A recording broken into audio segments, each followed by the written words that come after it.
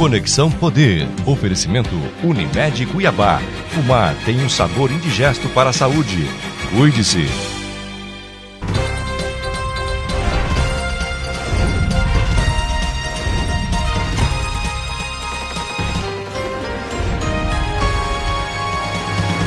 Olá, boa noite. O Conexão Poder deste domingo debate a Operação Ararat, um tsunami que abalou a política de Mato Grosso na semana passada. Hoje não temos um entrevistado específico como de costume. Formamos aqui uma mesa redonda com o jornalista Marcos Lemos, que é secretário de comunicação do governo do estado. Convidamos também o analista político João Edson e já o meu tradicional colega de bancada, jornalista Paulo Coelho. Fique com a gente, o Conexão Poder deste domingo está no ar.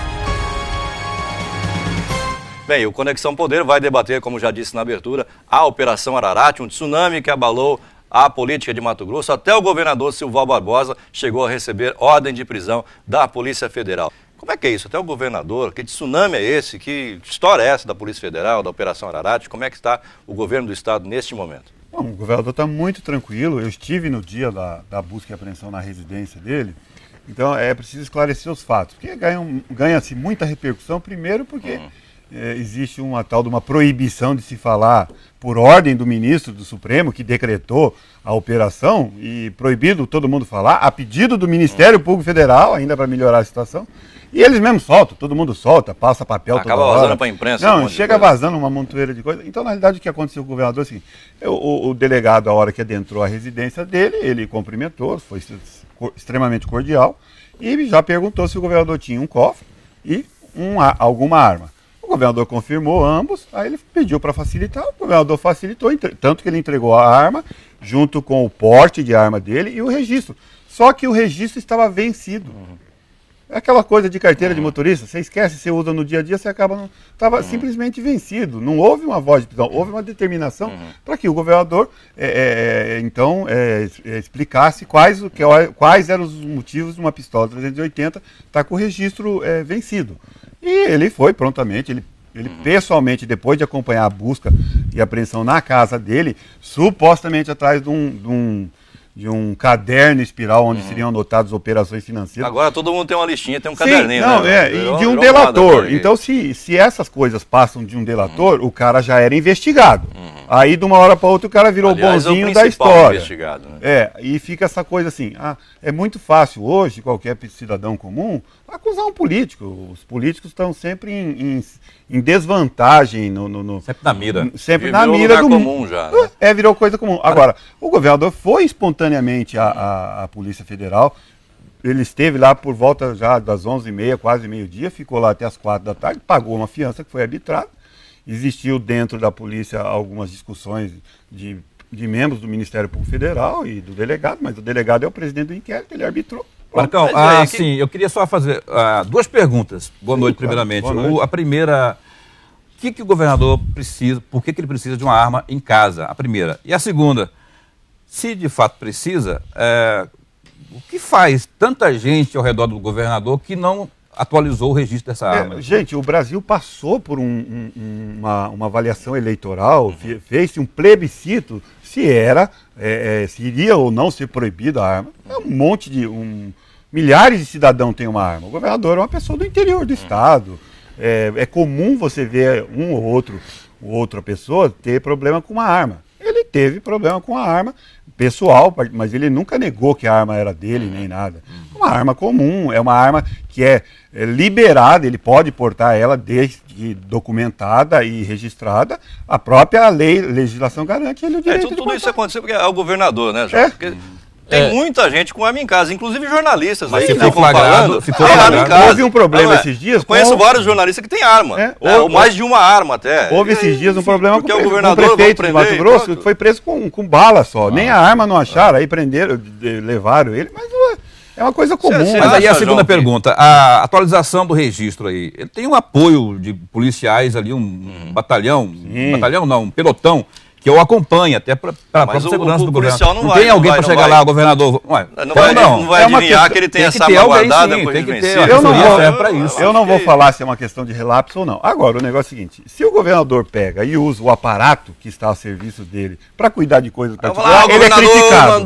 Se ele não usa, é relapso. Então, quer dizer, ele como cidadão, até porque ele falou na nota dele, como cidadão, como político, como chefe de Estado, que ele é favorável às investigações, ele não é contra a investigação.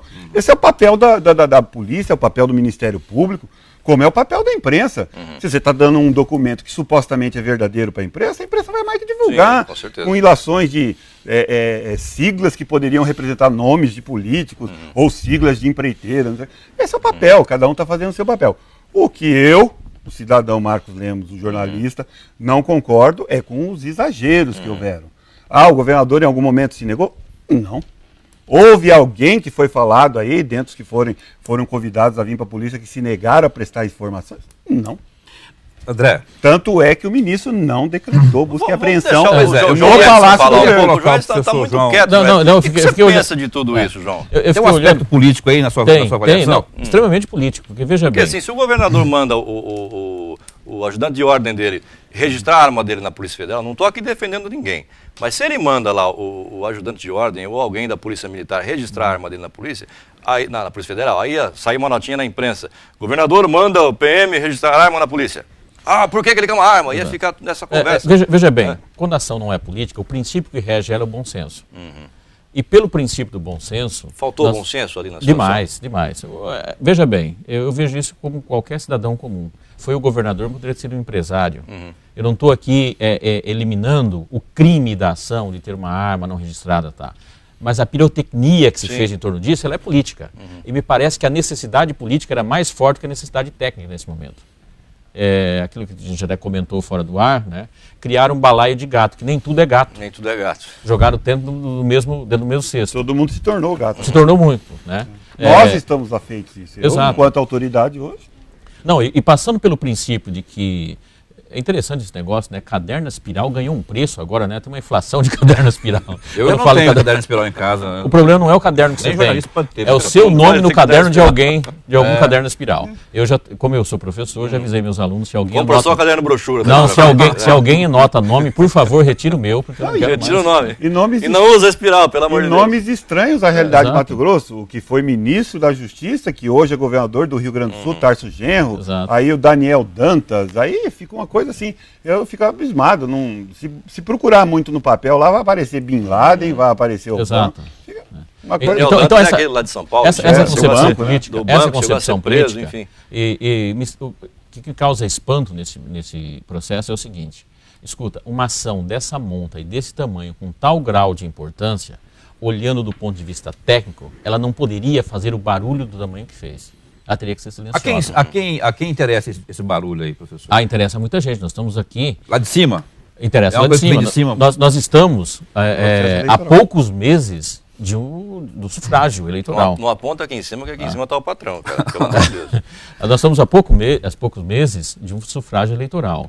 E o que determina o primeiro domingo de outubro é o que começa a se desenhar agora. O jogo de xadrez se dá agora. Nós estamos vivendo um ano complicado. Nós temos aí a Copa. A Copa ela vai tomar 30 dias de Copa, ela vai tomar 45 dias a 60 dias. Ela já vem tomando antes. Em Cuiabá vão ser 10 dias, mais ou menos. Mas eu falo, ela vai cobrir o aspecto político. Me parece que a semana que vem chega a primeira seleção, mas ela não é tão importante. Mas quando pisar aqui na terra... nenhuma que vem para cá Não, mas eu falo assim, no Brasil. Quando pisar no Brasil, Argentina, Itália, as principais campeãs alemãs, não tem mais como o noticiário político ser a ponta, ser pauta do tamanho que é. Bom, então quem está na política está pensando agora, eu faço esse negócio ser pauta agora, ou eu não vou ter tempo, porque as convenções ocorrem no meio da Copa do Mundo. Até 30 de junho. Isso. A Copa vai ofuscar as convenções. Mas não só isso. Quando terminar a Copa do Mundo, todo mundo tem mídia, todo mundo tem palanque, porque você daí, eu sou candidato, eu vou e falo o que quero. Eu tenho um espaço para falar. Então, veja bem, quando o programa eleitoral gratuito, ele é um espaço maior do que qualquer telejornal. Sim. E você tem um espaço para falar o que você quer. Então não tem como você fazer. E gratuito ele só tem no nome, né? Porque ele Só- tem custo para tem o país. E um custo Custo altíssimo. alto, É gratuito para cidadão, quem você, põe a né? cara, mas pra gente custa dinheiro. Até para quem põe ele paga, né? Só que compensa o valor. Mas, que ele Marcão, paga, assim, sai barato. paga você depois de concorda, outra você forma, concorda né? com esse aspecto político aí, que seria uma providência política, essa situação que está ocorrendo aqui? Porque eu fico pensando assim, o governador Sival Barbosa, que peso ele teria nesse processo político se ele não é candidato a absolutamente nada nessa eleição? O grupo dele, o grupo dele, em tese, pelo que a gente observa, e lê, e divulga, e noticia, é o grupo da situação, que é do governo federal, que tem PT, tem PR, tem... A quem, então, que análise você faz desse aspecto aí? No que você está colocando, o João Edson tem uma situação, uma tese bastante interessante, depois eu vou pedir para ele Eu tocar queria nesse que o assunto. Marcão desse a análise dele, como não. jornalista e também já... Não, como em bojo, jornalista, eu sempre sou obrigado a olhar os dois lados, né? Então não tem como você não discernir o momento do outro. Agora, como autoridade, o governador, a primeira providência que ele me pediu ainda na madrugada foi que toda a transparência fosse dada. Ele está consciente, ele está tranquilo, tanto é que a nota foi num único sentido. A única coisa que eu peço, celeridade e transparência nas apurações para que o fato não se torne político. Se tem uma investigação, tem a necessidade de punir responsáveis, que eles sejam punidos. Esse é o papel da Justiça, é o papel do Ministério Público. Agora, não dá para dissociar. Nada se dissocia no Brasil hoje de política. Principalmente pela época. Estão criticando um evento que todo mundo desejou. Copa do Mundo. Está sendo mal feito, mal Não, conduzido. tudo bem, eu até concordo. Existe problema de planejamento, existe problema Não de são obra, só aqui, existe em outras dificuldades do capitais governo também. federal. Agora, por exemplo, nós temos greves que não estavam previstas. Todo mundo vai dar aumento de ônibus, que foi negado há dias atrás, que a Justiça mandou voltar para trás, vai subir de E novo. a greve de ônibus já acabou. Também. Acabou, meio-dia, acabou no sábado, ontem. acabou não é? no sábado, Eu não- meio-dia, é. Então fica essa coisa, todo mundo está se aproveitando no momento. Ontem a melhor matéria que teve aí, a FIFA fechou o orçamento. Nada igual em nenhum outro evento do mundo. Alguma coisa estimada em 4 bilhões de dólares. É faturamento. Isso é bom para o país. Eu vi um histórico 4 da... bilhões de dólares para quem? Para a FIFA? Não, pro é país? o evento. Muita gente teve, todo mundo No vai ter geral. lucro nisso. O governo do estado de Mato Grosso já foi acionado. Aí, do primeiro jogo, Chile contra a Austrália, a presidente do Chile vem aqui. Ela já marcou que 68% dos ingressos vendidos foram para estrangeiros. Eles têm esse controle. Então, quer dizer, existe um interesse. O pessoal do Chile, do governo chileno, pediu, assim, como eles gostam muito de ambiente, arruma uma área para camping, mas tem que ser na Chapada. Então, aí... Eles não pediram hotel, não, né? Não pediram. Eles pediram camping, área Como é, de camping, pediram água, luz e segurança, e transporte. Porque sabe que Chapada é um pouco distante de Cuiabá. Então, eles estão, assim, inteirados. Tem caravanas que vêm de ônibus, tem caravanas que vêm de carro, tem voo que vão começar a funcionar agora, está só esperando o aeroporto, as obras do aeroporto concluir, um voo direto de Santa Cruz de La Serra para cá. O governo do Chile não pediu passagem aérea também, gratuita? Não, pediu não. Só, E só olha, faltou, né? ela ainda Só vai, faltou, pelo ela amor de vai à Deus. abertura do evento. Vai para o Chile para você ver se vão dar alguma coisa. Ela pra você. vai ao evento da abertura em São Paulo e depois vem aqui. Então, quer dizer, existem multifacetas em torno de um evento desse tamanho. Aí você tem esse problema policial, de investigação, então não dá para você dissociar que tem um certo teor político, até porque envolve políticos de toda a seara. Você foi para o ministro do Supremo, essa investigação está no Supremo, está no Superior Tribunal de Justiça, está no Tribunal Federal Regional Federal da Primeira Região e está na Justiça Federal. São 4 investigações que se complementam. Quer dizer, é por isso que é até difícil você falar dos fatos. Nós não conhecemos. Você chega lá no advogado, o advogado está atrás da montanha. Tem uma montanha de papel lá. Eu comecei a ler algumas coisas, algumas coisas da decisão do ministro, para ver até o tamanho do negócio. Porque está muito assim, o fulano disse que deu não sei quantos milhões, que pediu não sei quantos milhões para comprar não sei. Você acha que existe uma teoria da conspiração nessa isso situação? que eu ia perguntar. Alguém lá em cima, não aqui em cima da emissora, mas alguém lá em cima, aqui está o chefe. No Planalto Central. Alguém lá no Planalto Central orquestrou isso para justamente encobrir essa história toda da Copa, o problema com obra, superfaturamento, desvios, enfim. Vamos jogar um fato policial, vamos arrebentar com o governador daquele estado, a mídia inteira vai para cima Não seria dele. a primeira vez. E todo mundo esquece Copa, esquece protesto, esquece estádio mal feito, esquece obras superfaturadas, esquece o bendito VLT, né, que não sai. Enfim, você acha que existe Bom, eu não vou dizer essa palavra que você Não, pensou. eu não pensei. Será que existe essa teoria da conspiração? Olha, André, Não é? eu acho que o Paulo respondeu quando falou assim, não é a primeira vez. Se nós olharmos os modus operantes da política brasileira, nós podemos voltar no tempo, nós vamos chegar a Getúlio em 1930, nós vamos chegar a Getúlio na década de 40, Getúlio no fim da carreira dele lá, morrendo, mas nós podemos voltar à proclamação da República. Quando o Marechal Deodoro proclamou, mas quem Aquilo foi estava um por golpe trás de é Estado, na verdade. Floriano Peixoto, Foi que um estava golpe, articulando né? tudo e pegou. Então, existe tudo isso. O que ocorre com essa eleição, diferente das demais eleições? Essa eleição tem uma característica muito interessante. Pela primeira vez, tem 3 candidatos em potenciais iguais. As pesquisas, as pessoas estão olhando muito na relação das pesquisas, lá da Dilma 40, Aécio 20, Eduardo Campos 11. Dos que não é isso que está contando a pesquisa. Quem está discutindo isso está verificando o seguinte, escuta, quem sabe da existência da Dilma? Quem já ouviu falar o nome da Dilma? 100% dos brasileiros. Quem sabe quem é a Dilma? 93% dos brasileiros. 7% nem sabe que ela é presidente. Dá uma olhada que país nós Impressionante, estamos, né? Aécio Neves, com 75% de pessoas que ouviram falar dele. Mas 40% apenas sabe quem é ele. O Eduardo Campos, só 27% ouviu falar dele. 23, né? 27 e 14% sabe quem é ele. É, isso mesmo. Agora, olha, 14% sabe quem é ele, 11% vota nele. O outro 75%, 20% vota nele. A outra 97%, só 40% vota. Ou seja, não tem uma eleição Equilibrado. cabeça a cabeça. É verdade. É possível que 2 se desloquem aí. Proporcionalmente, o Eduardo Campos está melhor na parada. Proporcionalmente, Esse 14 sim. conhece e 11 só, vota. Só que em política não adianta fazer essa equação, né? Porque a gente tem que separar já o número. Sim. Ela não sobe proporcional. Sim. Ela tem vida própria. Tem o fator Marina também nesse processo. Exato. Aí o que conta, por exemplo? O Amapá é insignificante na eleição brasileira. Quando você fala eleição para presidente, você pega o voto do Amapá, não tem significado nenhum. Numa eleição que está disputando 2 pessoas em diferenças. Agora não. Existe um eleitorado a ser conquistado. Voto a voto. Voto a voto, cabeça a cabeça, qualquer Um custo. estado pequenininho que nem o Amapá. O Amapá ganhou importância. Mato Grosso, na hora do dia, Só então, para ter, virou um... só para ter noção a importância de Mato Grosso, nós pegarmos a história dos últimos... Vamos pegar os presidentes da abertura política para cá. Nunca no espaço de 6 meses uma presidente visitou tanto Mato Grosso como agora. E a Dilma está até querendo comprar uma casa aqui já. Pois é, ela vem aqui, precisa de um local para não ficar, né?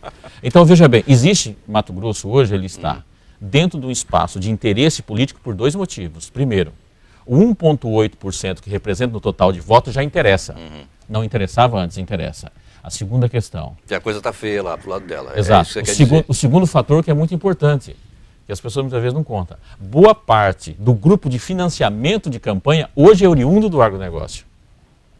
Então, o negócio é irmão siamês. Exato, nós deixamos de ser a periferia do Brasil quando se trata de campanha política. Ainda continuamos periferia para projetos, uma série de coisas. Mas campanha política já não somos mais periferia. Nós temos ícones dessa distribuição. Mas aí. E a teoria da conspiração? Você não chegou nesse ponto ainda. Eu acho que esse é o ponto crucial. Aí veja o seguinte, Mato Grosso está se dividindo em 2 polos muito fortes. Não podemos esquecer que o senador Pedro Táxi, ele pontua no Senado como sendo uma das oposições mais ferrenhas e mais duras em relação à presidente Dilma. E se intitula independente também. Isso. Nós estamos na Operação Ararate, 5. E eu não sei quantas vai. Mas o nome dele está lá. A quem também. diga que vai até a o nome dele está lá também na operação. Estaria, né? A gente não tem essa estaria. Existe essa Então, relação ele foi dele citado, foi citado se eu não me engano, na segunda, na terceira, Isso. com a questão do Fernando Mendonça, Sim. que não tem nada a Do ver atacado com Mendonça. o Não tem Júnior nada a ver com o Mendonça. Júnior né? Mendonça. Mas veja bem, esse tom da moralidade, ela é um tom de discurso que tem um peso político no Brasil hoje muito forte. Se eu pegar, que eu não posso pegar os meus aliados que estão do meu lado, eu não posso fazer a limpeza jurídica nesse tempo que não há tempo hábil para isso, então o que é melhor? Eu neutralizar esse discurso. Como que eu neutralizo esse discurso? Mostrando uma relação independente. Eu vou arrastar os meus aliados, vou arrastar todos os outros juntos. Eu jogo na mesma enxurrada. Na mesma vala Isso. e larga lá. Ou seja, eu mato o discurso de campanha. Como o Silval não é candidato a nada. Não é candidato a nada, não tem problema nenhum. Teoricamente não tem nada a perder, é essa a tese? Exatamente, não tem nada a perder e o Silval carrega um desgaste dessa questão de obra da Copa, dificuldade financeira, tá bom, ele já está desgastado, ele não recupera até a campanha. Mas ele quem recuperar até o final do ano. sairia beneficiado com esse? Lúdio Cabral, do PT, ou alguém do PT, nesse processo todo? Dá para a gente perguntar, qual o nome que não foi citado ainda? Pois é, essa aqui... O Lúdio Cabral não foi citado. Julier já foi citado, Julier foi citado. Por exclusão. São por os exclusão. nomes que não foram citados. Se nós pegarmos... E o Ludwig Cabral também tem o apoio do governador Silval Barbosa, né, Marcão? Tem Do o apoio, PMDB, então, né? do PMDB, enfim, é aliado de primeira ordem, foi aliado durante a campanha para prefeito, né? O governador entrou de cabeça na campanha dele, inclusive, enfim. Cairia no colo dele essa história toda. Porque se nós pegarmos a sequência da 1 até agora, fazer até um paralelo com o programa, se a gente pegar os grupos que foram jogados tudo nesse balaio, não tem conexão. Nós temos aqui 3 ou 4 grupos, sem falar dos independentes. Pessoas que o nome estava lá numa lista, tá, que de repente sendo puxaram tudo para esse buraco, e você olha assim, não tem jeito. Eles eram opositores em campanhas, mas não são opositores dessa campanha, são historicamente opositores. Mas é essa compreensão que eu tenho. A pessoa que vai para uma delação premiada, então ela já é investigada. Sim. Não é confiável. Praticamente você é réu. Não é uma questão de ser confiável, não. Ele tem 2 opções.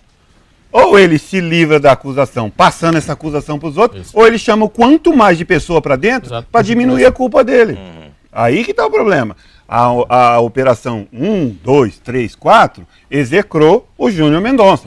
Foi execrado. Não tem conversa. Execrado, aí entrou briga de ex-mulher pelo rolo, vira um trem assim, alimentam-se de todas as maneiras. Dali a pouco o cara vira delator e vira o bonzinho da história e todo mundo é bandido. Aí tira-se o foco dele porque coloca-se o foco no governador, coloca-se o foco no prefeito Mauro Mendes, coloca-se o foco no deputado José Riva, enfim, no Éder Moraes, que está preso em Brasília. Enfim, coloca-se o foco em todas essas pessoas e tira o foco dele. Exato. Aí, quer dizer, já tivemos a Operação Ararat 5, está prevista a 6ª. Né? Que dizem que vão investigar o VLT. Se for gato, tem Marcão, 7, se não for, vai vir a 7, a 8, a 10, enfim, a 9, a 10 e o Júnior Mendonça fica ali. Ninguém julga ninguém, ninguém vai preso e fica por isso mesmo. A pergunta para o secretário de comunicação. Seria essa a tese dele? Marcos Lemos, o governador Silval Barbosa, há muitos comentários aí nos bastidores. Quem teria sido, que o Silval teria sido um dos primeiros a operacionalizar junto ao Júnior Mendonça, na questão de empréstimo, enfim. O que oficialmente você tem a dizer sobre isso? Qual é a ligação do Silval com o Júnior Mendonça?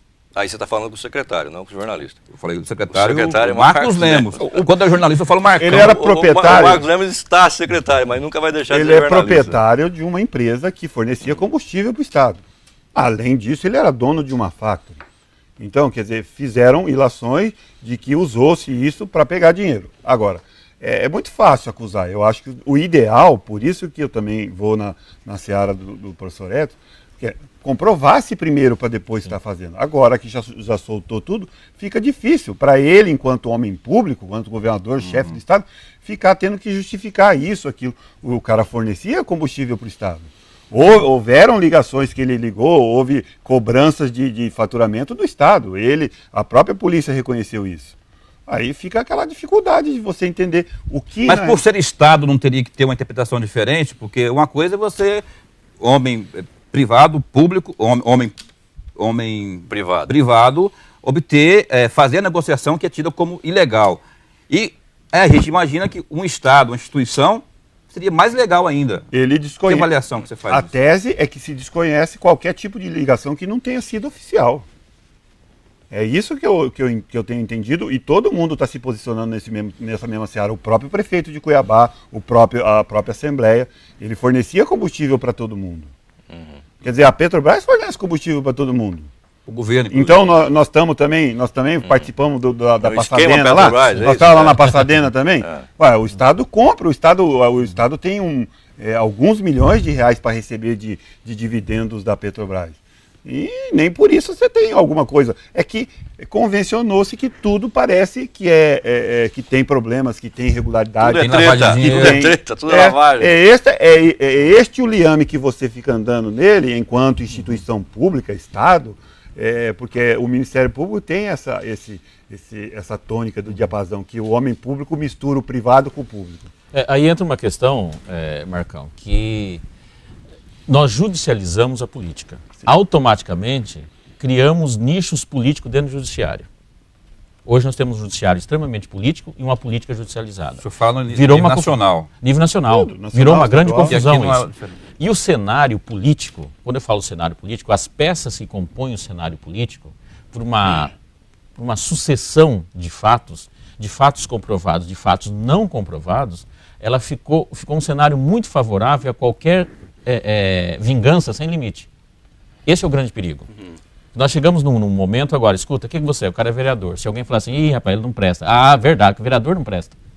Tá? O vereador ouvi dizer. Estou citando o vereador, que é o menor passo. Mas isso vai à presidência da República. É o maior relacionamento público com o povo, né? Uma das discussões que faz hoje, se nós olharmos o cenário nacional, e aqui a gente pode fazer uma comparação histórica bem rapidinho, se nós voltarmos para a década de 80, 90, e aí eu acho que eu e o Marcão aqui, que nós temos mais de 18 anos, né? Nós vamos lembrar que 1 ano, 2 anos antes, 3 anos antes, a gente sabia quem ia ser o governador do estado, quem ia ser o prefeito da capital, porque o cara lançava... Normalmente tinha apenas um candidato para valer o resto. Não é que o cara começava a fazer campanha antes, ele lançava, ele ia encorpando, ele ia ganhando musculatura, né? Hoje o pessoal fala em capilaridade, não sei porquê, sabe porque perde o cabelo. Capilaridade, exatamente. Mas a musculatura... Paulo Coelho adora essa palavra. Não, eu não, você que fala sempre. Paulo Coelho adora falar capilaridade e se ficar para fora, adora isso. Mas na realidade é criando musculatura, que chegava uma altura que você não tinha como vencê-lo. Tá? E por que o cara não faz hoje? Porque virou a Lagoa dos Patinhos. Se botar a cabeça para frente, os caras batem. Bate e acredita. Eu imagino que ninguém tenha nada para me xingar, mas se alguém me lançar candidato, pelo amor de Deus, nunca vou fazer isso, tá? Alguém me lançar candidato a governador, daqui 1 semana tem denúncia. Tem denúncia. Alguma coisa cara do cavanhaque aí, eu conheço bem. São denúncias que eu vou, assim, são denúncias que vão a todo tipo de estereótipo. Não tem. É denúncia desde relacionamento pessoal até denúncia de desvio de dinheiro. Não sei o que. Já vai aparecer uma foto num dia no aeroporto, cumprimentei um cara que está preso. Cumprimentei um cara que... Vamos falar que você pegou dinheiro em Factoring. Agora eu vou falar o seguinte, tem muito neguinho aí que pegou dinheiro em Factoring, inclusive jornalista que eu conheço um monte, que pega dinheiro em Factoring também, porque para pagar as contas, precisa pegar dinheiro em Factoring, porque às vezes não tem crédito no banco, aí tem que pegar em Factoring. Aí fica com essa hipocrisia de achar que pegar dinheiro em Factoring é crime. Não é? Não é assim? Vamos falar português logo aqui. Marcão, eu queria que você, o jornalista Marcão, dissesse assim, sobre a questão do Silval Barbosa, não sendo mais candidato, daqui a pouco pendurando na chuteira da vida, por enquanto, da vida pública. Eleitoral, né? Eletiva, vamos dizer assim. O que será do Silval Barbosa descoberto do poder? Porque aí, por exemplo, não terá mais o foro privilegiado, imunidade. O que será a palavra glorioso Silval Barbosa? Essa questão de foro privilegiado é muito interessante. Ela remonta aí desde a época do início da humanidade, né? Que na realidade ela resguardava o direito do cara poder apontar as coisas. Na realidade começa no parlamento romano. Do romano. Sem ele poder falar que o chefe cometeu algum erro e não ser punido por isso. Agora, muitos criticam o tal do foro privilegiado, mas ninguém abre mão dele. Difícil você achar alguém que volta e meia aparece numa eleição, alguém que vai em cartório, assina lá, não, me cobra aí, não sei o que. Mas é da seara do Brasil. Eu acho, na minha concepção, que o governador deu um voto de confiança, tanto para ele, enquanto cidadão, enquanto político, ao assumir que teria que ficar e concluir os compromissos operação dele. Aí, acusando as pessoas sem ela ter nada comprovado contra si, não é um risco ele estar descoberto desse foro privilegiado? Nós temos um ex-presidente da República que renunciou, eleito, renunciou o presidente da República, ficou inelegível por 8 anos, hoje é senador de novo pelo próprio estado dele e foi absolvido. Exato. Eu acho que o caso mais grave no Brasil, Marcão, recentemente, não é o mais grave da história do Brasil, mas recentemente é o caso do Ibsen Pinheiro. Sim. O Ibsen Pinheiro, para quem lembra... Foi execrado, presidente da Câmara. Ele era presidente da Câmara, da cassação do Collor. Sim. Depois foi criado um conjunto de cheques, né? E que ele tinha assinado para pagar uma empresa, foi passado para outra e caiu justamente no mesmo imbróglio desse. Ele foi execrado e depois descobriu que ele era completamente inocente. Mesma coisa. Levou ele à falência, levou ele numa situação muito difícil. Tem muitos casos que acontecem dessa forma. Tal da mochila, da bicicleta, do Ministério da Saúde, do próprio governo Collor. Levou 30, 40 anos o cara. Se você pensar que o Collor foi derrubado por causa de uma Elba. Fiat Elba, pelo amor de Deus, está de sacanagem. Agora, eu tenho que chamar o intervalo, mas eu vou fazer aqui não vou perder a piada, como diz o Paulo Coelho. O Marcão falou agora há pouco que as pessoas costumam confundir a vida pública com a vida privada e fazer a mesma coisa, né, Marcão? O problema é o seguinte, é que os caras querem fazer na vida pública o mesmo que faz na privada. Para quem entendeu, Fica aí o recado. Bom, voltamos daqui a pouco, depois do intervalo, discutindo a Operação Ararat, que abalou as estruturas políticas de Mato Grosso. Um instante só, até já.